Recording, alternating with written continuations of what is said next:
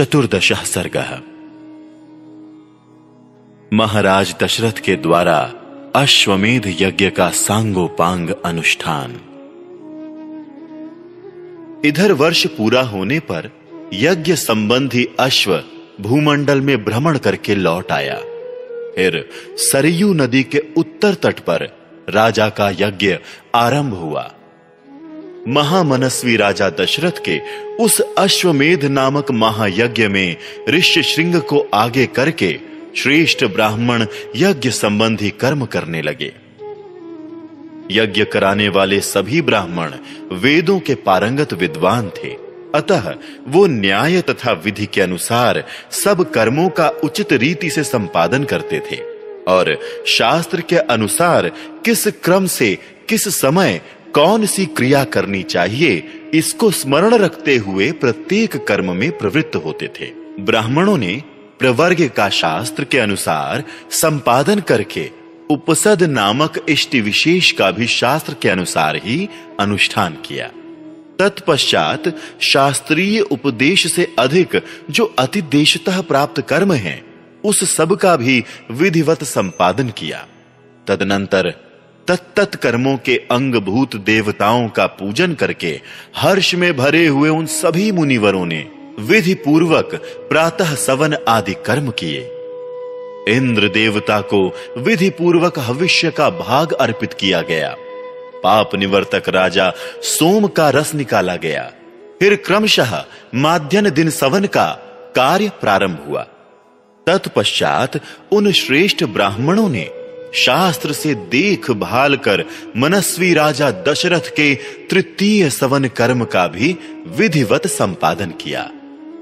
ऋष्यशृंग आदि महर्षियों ने वहां अभ्यास काल में सीखे गए अक्षरों से युक्त स्वर और वर्ण से संपन्न मंत्रों द्वारा इंद्र आदि श्रेष्ठ देवताओं का आवाहन किया। मधुर एवं मनोरम सामगान के लय में गाए हुए आह्वान मंत्रों द्वारा देवताओं का आवाहन करके होताओं ने उन्हें उनके योग्य हविष्य के भाग समर्पित किए। उस यज्ञ में कोई अयोग्य अथवा विपरीत आहुति नहीं पड़ी, कहीं कोई भूल नहीं हुई। अनजान में भी कोई कर्म छूटने नहीं पाया, क्योंकि वहां सारा कर्म मंत्रोच्चारण पूर्वक संपन्न होता दिखाई देता था। महर्षियों ने सब कर्म क्षेम युक्त एवं निर्विघ्न परिपूर्ण किए। यज्ञ के दिनों में कोई भी ऋत्विज थका मांदा या भूखा प्यासा नहीं दिखाई देता था। उसमें कोई भी ब्राह्मण ऐसा नहीं था जो विद्वान ना हो अथवा जिसके 100 से कम शिष्य या सेवक रहे हों। उस यज्ञ में प्रतिदिन ब्राह्मण भोजन करते थे, क्षत्रिय और वैश्य भी भोजन पाते थे तथा शूद्रों को भी भोजन उपलब्ध होता था। तापस और श्रमण भी भोजन करते थे। बूढ़े, रोगी, स्त्रियां तथा बच्चे भी यथेष्ट भोजन पाते थे। भोजन इतना स्वादिष्ट होता था कि निरंतर खाते रहने पर भी किसी का मन नहीं भरता था। अन्न दो, नाना प्रकार के वस्त्र दो, अधिकारियों की ऐसी आज्ञा पाकर कार्यकर्ता लोग बारंबार वैसा ही करते थे। वहां प्रतिदिन विधिवत पके हुए अन्न के बहुत से पर्वतों जैसे ढेर दिखाई देते थे।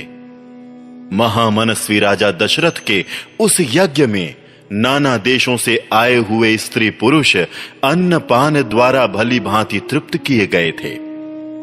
श्रेष्ठ ब्राह्मण भोजन विधिवत बनाया गया है, बहुत स्वादिष्ट है, ऐसा कहकर अन्न की प्रशंसा करते थे। भोजन करके उठे हुए लोगों के मुख से राजा सदा यही सुनते थे कि हम लोग खूब तृप्त हुए, आपका कल्याण हो। वस्त्र आभूषणों से अलंकृत हुए पुरुष ब्राह्मणों को भोजन परोसते थे और उन लोगों की जो दूसरे लोग सहायता करते थे, उन्होंने भी विशुद्ध मणिमय कुंडल धारण कर रखे थे।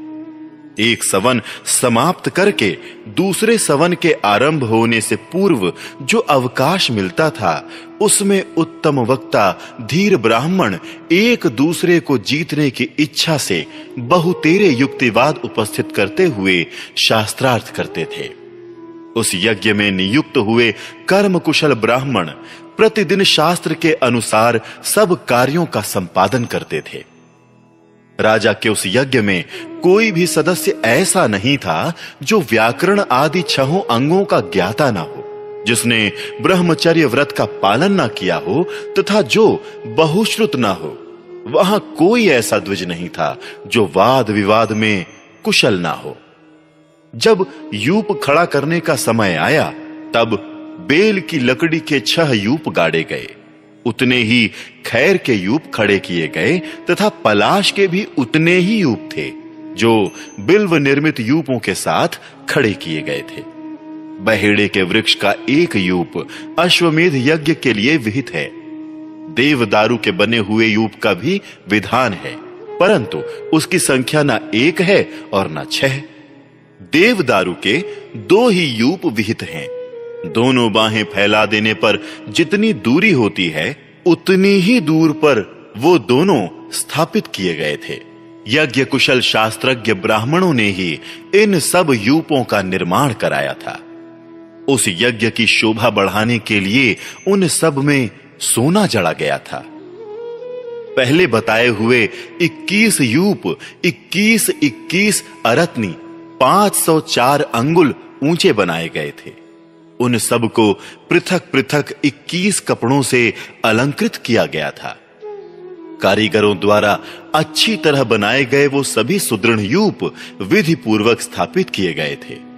वो सब के सब 8 कोणों से सुशोभित थे।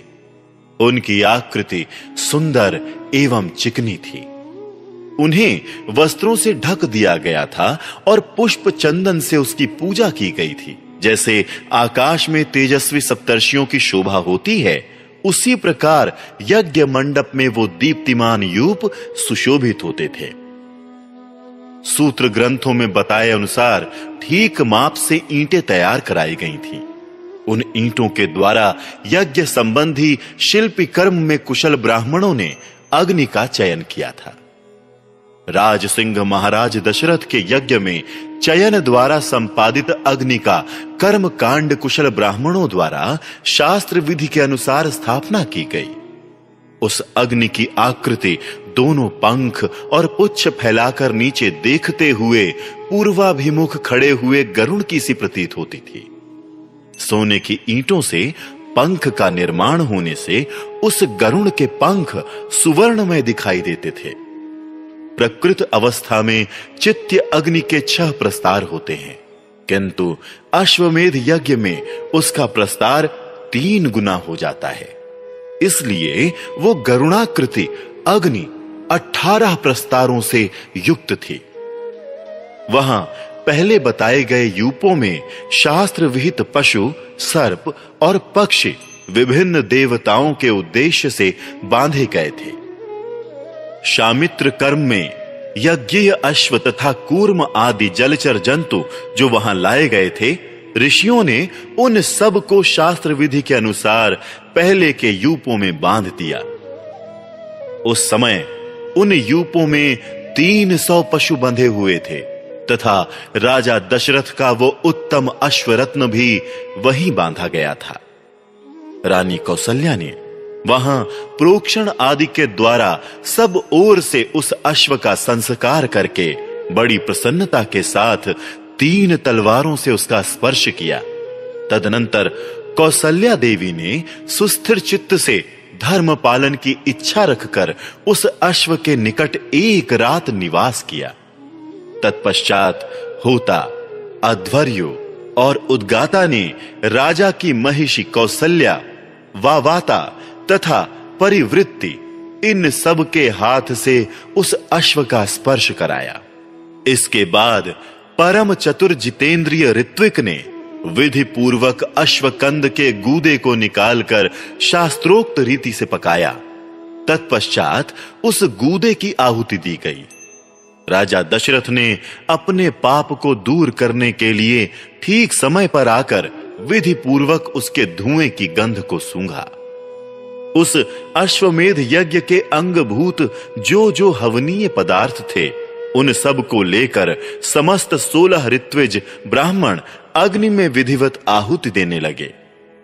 अश्वमेध के अतिरिक्त अन्य यज्ञों में जो हवि दी जाती है वो पाकर की शाखाओं में रखकर दी जाती है, परंतु अश्वमेध यज्ञ का हविष्य बेंत की चटाई में रखकर देने का नियम है। कल्पसूत्र और ब्राह्मण ग्रंथों के द्वारा अश्वमेध के 3 सवनीय दिन बताए गए हैं। उनमें से प्रथम दिन जो सवन होता है उसे चतुष्टोम कहा गया है। द्वितीय दिवस साध्य सवन को उक्वथ नाम दिया गया है तथा तीसरे दिन जिस सवन का अनुष्ठान होता है उसे अतिरात्र कहते हैं। उसमें शास्त्रीय दृष्टि से विहित बहुत से दूसरे दूसरे क्रतु भी संपन्न किए गए।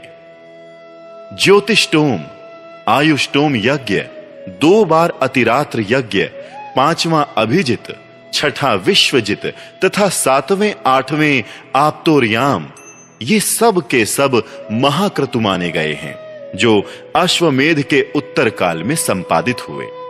अपने कुल की वृद्धि करने वाले राजा दशरथ ने यज्ञ पूर्ण होने पर होता को दक्षिणा रूप में अयोध्या से पूर्व दिशा का सारा राज्य सौंप दिया। अध्वर्यु को पश्चिम दिशा तथा ब्रह्मा को दक्षिण दिशा का राज्य दे दिया। इसी तरह उद्गाता को उत्तर दिशा की सारी भूमि दे दी। पूर्व काल में भगवान ब्रह्मा जी ने जिसका अनुष्ठान किया था उस अश्वमेध नामक महायज्ञ में ऐसी ही दक्षिणा का विधान किया गया है। इस प्रकार विधि पूर्वक यज्ञ समाप्त करके अपने कुल की वृद्धि करने वाले पुरुष शिरोमणि राजा दशरथ ने ऋत्विजों को सारी पृथ्वी दान कर दी। यूं दान देकर इक्ष्वाकु कुल नंदन श्रीमान महाराज दशरथ के हर्ष की सीमा ना रही, परंतु समस्त ऋत्विज उन निष्पाप नरेश से इस प्रकार बोले, महाराज, अकेले आप ही इस संपूर्ण पृथ्वी की रक्षा करने में समर्थ हैं। हम में इसके पालन की शक्ति नहीं है, अतः भूमि से हमारा कोई प्रयोजन नहीं है। भूमिपाल, हम तो सदा वेदों के स्वाध्याय में ही लगे रहते हैं, अतः आप हमें यहां इस भूमि का कुछ निष्क्रय ही दे दें। नृपश्रेष्ठ, मणि, रत्न, सुवर्ण, गौ अथवा जो भी वस्तु यहां उपस्थित हो वही हमें दक्षिणा रूप से दे दीजिए। इस धरती से हमें कोई प्रयोजन नहीं है। वेदों के पारगामी विद्वान ब्राह्मणों के ऐसा कहने पर राजा ने उन्हें 10 लाख गौएं प्रदान की, 10 करोड़ स्वर्ण मुद्रा तथा उससे चौगुनी रजत मुद्रा अर्पित की। तब उस समस्त ऋत्विजों ने एक साथ होकर वो सारा धन मुनिवर ऋष्य श्रृंग तथा बुद्धिमान वशिष्ठ को सौंप दिया। तदनंतर उन दोनों महर्षियों के सहयोग से उस धन का न्याय पूर्वक बंटवारा करके वो सभी श्रेष्ठ ब्राह्मण मन ही मन बड़े प्रसन्न हुए और बोले, महाराज, इस दक्षिणा से हम लोग बहुत संतुष्ट हैं। इसके बाद एकाग्र चित्त होकर राजा दशरथ ने अभ्यागत ब्राह्मणों को 1 करोड़ जाम्बुनद सुवर्ण की मुद्राएं बांटी। सारा धन दे देने के बाद जब कुछ नहीं बच रहा, तब एक दरिद्र ब्राह्मण ने आकर राजा से धन की याचना की। उस समय उन रघुकुल नंदन नरेश ने उसे अपने हाथ का उत्तम आभूषण उतार कर दे दिया। तत्पश्चात जब सभी ब्राह्मण विधिवत संतुष्ट हो गए, उस समय उन पर स्नेह रखने वाले नरेश ने उन सबको प्रणाम किया। प्रणाम करते समय उनकी सारी इंद्रियां हर्ष से विह्वल हो रही थीं। पृथ्वी पर पड़े हुए उन उदार नरवीर को ब्राह्मणों ने नाना प्रकार के आशीर्वाद दिए। तदनंतर उस परम उत्तम यज्ञ का पुण्य फल पाकर राजा दशरथ के मन में बड़ी प्रसन्नता हुई। वो यज्ञ उनके सब पापों का नाश करने वाला तथा उन्हें स्वर्ग लोक में पहुंचाने वाला था। साधारण राजाओं के लिए उस यज्ञ को आदि से अंत तक पूर्ण कर लेना बहुत ही कठिन था। यज्ञ समाप्त होने पर राजा दशरथ ने ऋष्य श्रृंग से कहा, उत्तम व्रत का पालन करने वाले मुनीश्वर, अब जो कर्म मेरी कुल परंपरा को बढ़ाने वाला हो, उसका संपादन आपको करना चाहिए। तब द्विज श्रेष्ठ ऋष्यशृंग तथास्तु ऐसा कहकर राजा से बोले, राजन, आपके 4 पुत्र होंगे जो इस कुल के भार को वहन करने में समर्थ होंगे। उनका ये वचन सुनकर मन और इंद्रियों को संयम में रखने वाले महामना महाराज दशरथ उन्हें प्रणाम करके बड़े हर्ष को प्राप्त हुए तथा उन्होंने ऋष्यशृंग को पुनः पुत्र प्राप्ति कराने वाले कर्म का अनुष्ठान करने के लिए प्रेरित किया। इस प्रकार श्री वाल्मीकि निर्मित आर्ष रामायण आदि काव्य के बालकांड में 14वां सर्ग पूरा हुआ।